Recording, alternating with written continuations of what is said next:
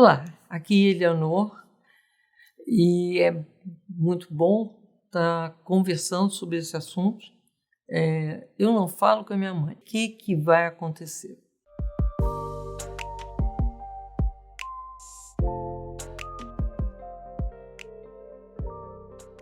Bom, novamente, aquela ideia de ter um centro gestacional onde tanto a mulher quanto o homem, que é aquela coisa bem aquilo que o Rupert Sheldrake descobriu sobre campo mórfico. Quando eu tenho uma dificuldade, eu atraio uma pessoa que tem uma dificuldade parecida. E é exatamente isso, porque muitos casais têm os desentendimentos bem próximos, né?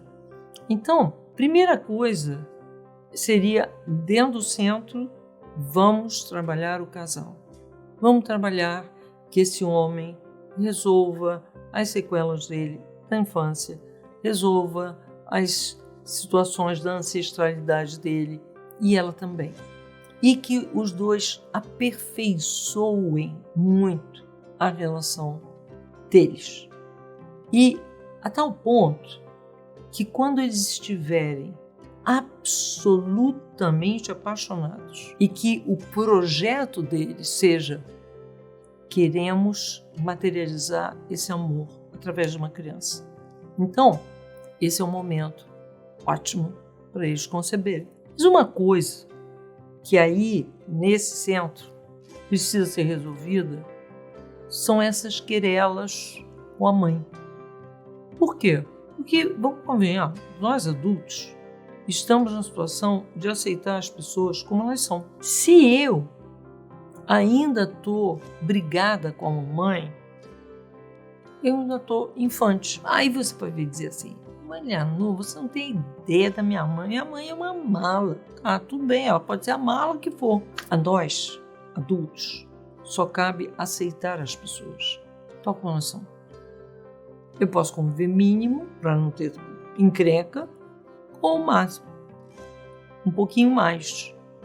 Mas se determinadas relações são tão tóxicas que só dá para um chá da tarde, mesmo assim, numa lanchonete, assim fica. Mas, quando você tiver seu filho, lembra da lei da gravidade. A tua energia, ela vai toda para cá, teu filho. Ela não vai para lá, para os seus ancestrais. Senão você não vai ter energia para resolver ou estar afetuosamente na medida que teu filho, tua filha vão precisar. Para ter um filho é preciso ser uma mulher, é preciso ser um homem. Não dá. Ter filho não é coisa de pessoas que ainda estão na infância magoados com papai e mamãe. Isso não dá mesmo. Por quê? Essa criança vai ter a vivência de quê? Ela não é vista, ela é abandonada. Aqueles casais que tem o hábito todo domingo vai para casa do papai e da mamãe. Uma brigalhada danada e a criança simplesmente não é vista. Por quê? Ninguém se resolveu. Ninguém se tornou adulto, nem a avó, nem a mãe, e a criança só fica ali, avulsa, vivendo abandono, desamor. Então, você vai optar em crescer ou você vai optar em continuar fazendo birra? Não é que você é responsável pela mudança da sua mãe. Se ela quiser continuar assim, ótimo. Se não quiser continuar assim, melhor ainda. Ótimo. Quanto mais as relações ficam leves, melhor a gente ensina a criança como se relacionar em harmonia. Ok, mas a harmonia você não força. E você, adulta, é aquela coisa. Uma criança até 3 anos, até perder a primeira dentição, é um guru. Ela pode ensinar coisas incríveis para o pai e para a mãe. Depois, principalmente até 3 anos.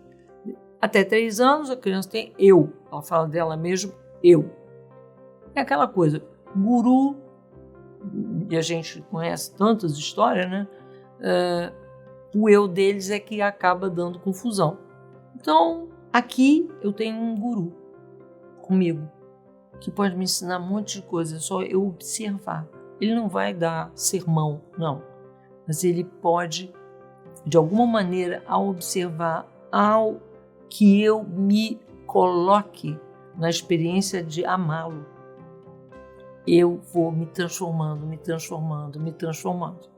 Esse é o guru. Eu tenho um guru, mas aí eu não olho para ele.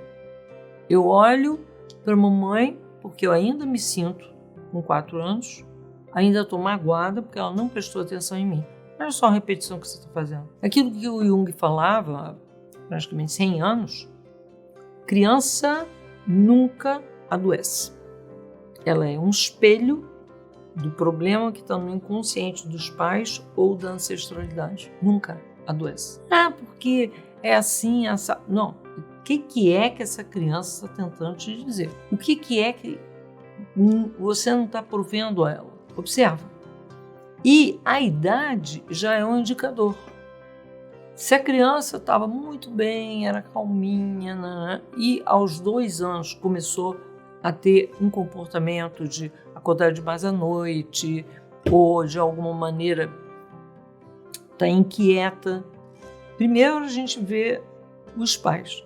Quem é que está com problema no trabalho? Quem é que está com problema de ansiedade? Vamos tentar resolver. Aí a criança fica bem. Agora, não teve nada de estranho. Então, o que aconteceu com os pais nessa idade? Simplesmente a criança, que eu costumo dizer, ela se sacrifica. Ela sacrifica para ensinar. O projeto da vida humana é evolução. Então, ela sacrifica para que os pais evoluam. Então, ao que você aprende com a criança e você evolui, as coisas vão bem. Agora, eu diria que essa é uma constatação importante, sinal de alerta. Enquanto eu estiver tão preocupada com meus sentimentos relativos à minha mãe, não está na hora de engravidar. Não. Não é isso que pode acontecer. Você não está pronta. Você primeiro tem que estar conseguindo olhar para tua mãe e dizer, aceito do jeito que é. Aí sim, agora você, uma mulher adulta, e então você pode perfeitamente ter a energia para suprir de amor e aprender também.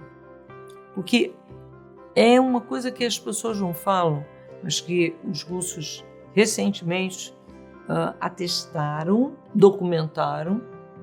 As crianças nascidas depois de 2010, elas têm 15% a mais do que o nosso cérebro. E mais. Elas têm um DNA mais sofisticado.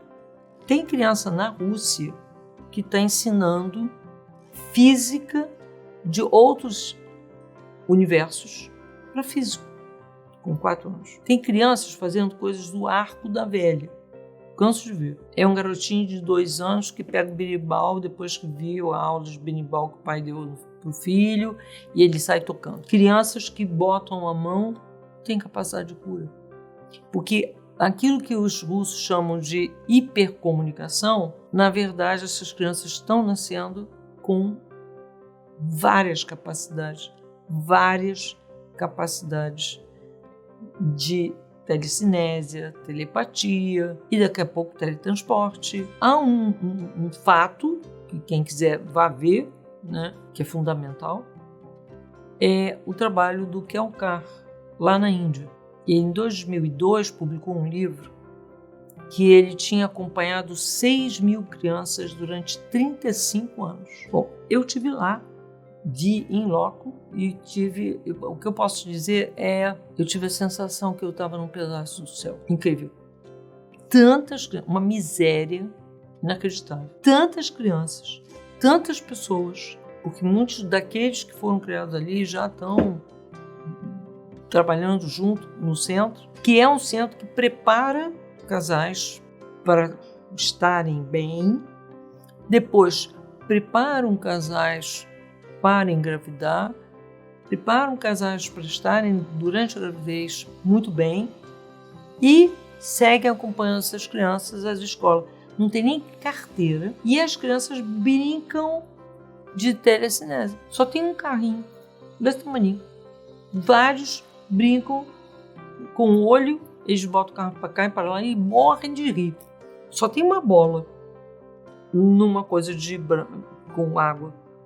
E eles ficam botando a bola para cima, botando a bola para baixo, caindo a gargalhar.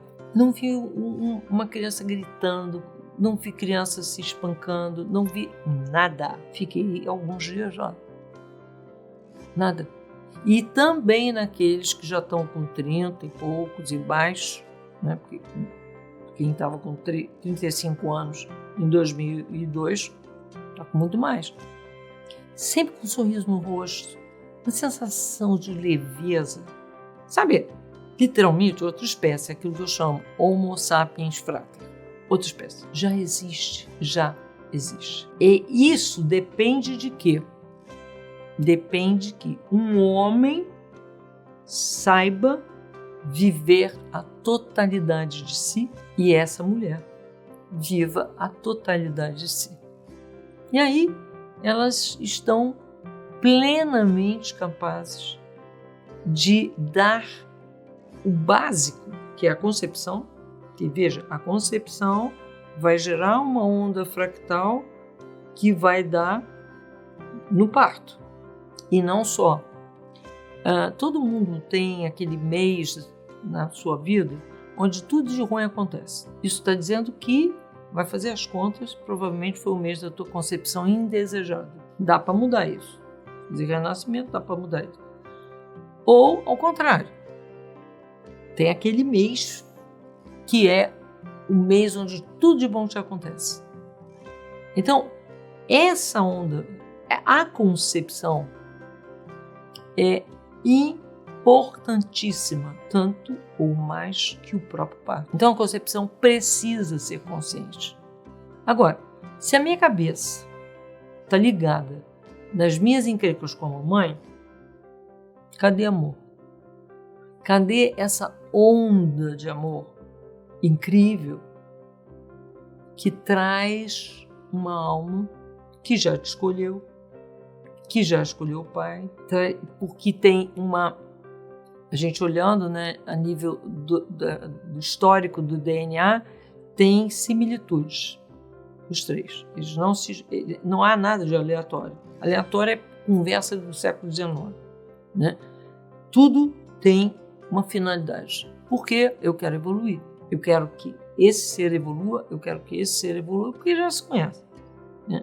A história de reencarnação, Ian Stevenson provou em 2.600 casos. Tem um monte de livros escritos. Eu fico pensando, meu Deus do céu, o Newton caiu uma maçã na cabeça dele e diz que tem gravidade. O Ian Stevenson pega criança até 4 anos com centenas de provas que vai para outro lugar, outro país, que fala outra língua, que tem cada detalhe da vida daquela pessoa e a criança tem que responder tudo certinho, tá tudo certo. 2.600 casos. E fora outros autores que também foram na mesma linha. Eu só não entendo para que ficar todo mundo pesquisando a mesma coisa que já faz ultra pesquisada, mas enfim, existe isso. Então, não é uma questão de eu acredito, não acredito, não. Nós estamos falando de fato ciência. A palavra acredito é inaceitável quando a gente fala de ciência. Na ciência, ou é ou não é. Então, não tem isso. Não tem essa eu acredito. Não tem. Eu acredito para outro tipo de situação. Uma coisa mais teológica, enfim, outra história. Mas a coisa que é ciência é isso. Então, eu preciso estar inteira. Se eu não tiver, eu me cuido. Tem muitos recursos. Hoje, muitos recursos rápidos. Muito. Tem quiropraxia, tem renascimento, tem um monte de coisa. Tudo muito rápido. Pouquíssimo tempo. Porque a verdade é essa, ninguém tem tempo para perder. Longos tratamentos, ninguém tem tempo para perder. A vida é urgente. E é urgente que nós sejamos felizes. Quando vocês veem na Bíblia, entre hindus, que eles falam, quando 144 mil pessoas estiverem despertas, portanto conscientes, o mundo vai para outra dimensão. Você pensa, como? Porque uma pessoa desperta, ela, pelo campo morfogenético, ela faz despertar muita gente. Milhões de pessoas, que ela nem nunca viu. Então, ao trabalhar tanto tempo, alguns anos, com desprogramação de DNA, só 7 pessoas, até hoje, pegaram que a pessoa que criou uma saga estava antes de Cristo, de onde que eu entendi que Cristo veio para mudar o DNA. Uma pessoa. E aí aquele 144 mil passa a ser bastante compreensível. Porque, na verdade, quando eu ganho consciência, um monte de pessoa ganha também. Que eu nem vou ver. Mas eu estou fazendo diferença. Consciência é aquela coisa do efeito borboleta, provado já em física. Então, esse efeito existe. Então, pode ter certeza, você resolvendo as suas querelas com a sua mãe, outras pessoas conhecidas suas hão de andar pelo mesmo caminho. E, em geral, você casa com um homem que também tem problema, ou com a mãe ou com o pai, ou com os dois. E quando ele perceber que você está mudando, ele que pode ser completamente avesso, que é muito comum a qualquer terapêutica, ele vai se interessar porque ele vai ver o resultado em você. E ele é a primeira pessoa a quem mudar, que é muito importante, porque é com quem você vai ter o seu bebê, mas sendo uma mulher. E ele sendo um homem. Ok? Até a próxima.